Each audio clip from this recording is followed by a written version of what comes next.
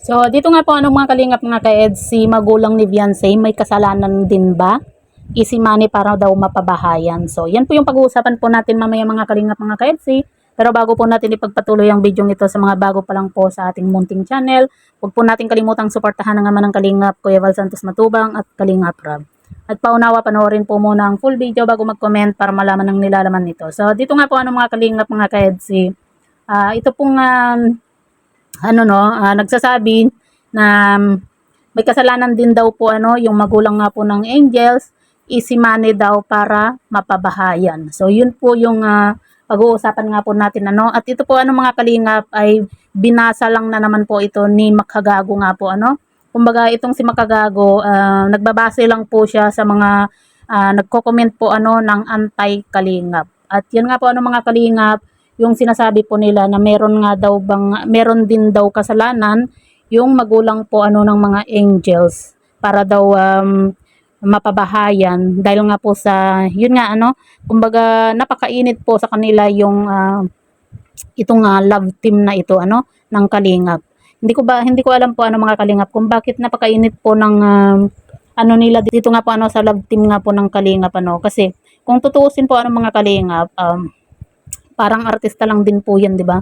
Bakit ba yung love team ng Kalingap, pinag-iinitan po nila, na kesyo daw child abuse, yung mga ganyan na kung ano-ano yung mga sinasabi po nila, na kesyo daw bata pa po yung yung mga angels, tapos ilalove team sa K-boys, di ba? Ang naman po dyan mga Kalingap, umpisa pa lang, sinabi naman po ni Kalingap Rob na yung love team ay pampagood vibes lang at kung sakasakali man po na magkagustuhan po yung dalawa ay nasa sa kanila na po yun, di ba? Kasi siyempre hindi naman po hawak ni Kalingap Rob yung puso po ng mga angels at ng K-boys, di ba? At yan nga po mga Kalingap, sa sinasabi naman nitong nag-comment na ito na easy money para daw mapabahayan.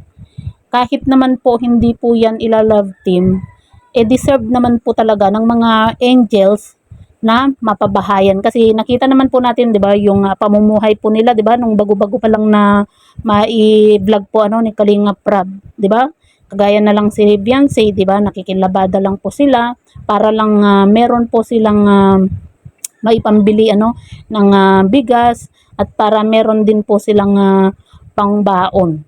'Di ba? Kaya deserve na deserve po ng mga angels maging itong si Beyonce na matulungan at mapabahayan. Kasi nga po nakita naman po natin 'di ba yung kumbaga yung nila Beyonce na nangangamba po sila lagi dahil nga po sa malapit po sila sa dagat nga po 'di ba?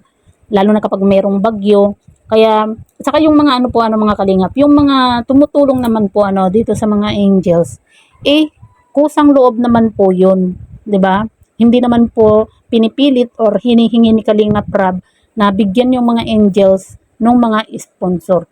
Kumbaga, yung mga sponsor na nagbibigay po ng tulong or pagmamahal nga po dito sa mga angels, kumbaga sila po yung mga yung sabihin na natin na merong kakayanan din po kumbaga gusto nila na makapagbigay din po ng blessing doon sa mga taong gusto nilang tulungan at deserve din naman po na matulungan nga po At saka yung at saka ang Kalingap naman po mga Kalingap, kahit naman po noong wala pa pong love team, nagpapabahay na po sila, 'di ba? Lalo na dito kay Kuya Bal.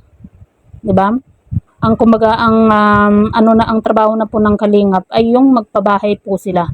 Yung kahit na simple lang. Pero, yun nga, malaking tulong po yung nagawa po ng love team dahil mas natulungan po sila sa pabahay, sa financial, at saka sa mga, lalo na po sa pag-aaral nga po nila, diba? Kaya ano ba yung problema ng mga to, sa love team nga po, Kung ayaw po nila sa love team, wag na lang sana silang manood, Yung ganun lang naman po yun, diba?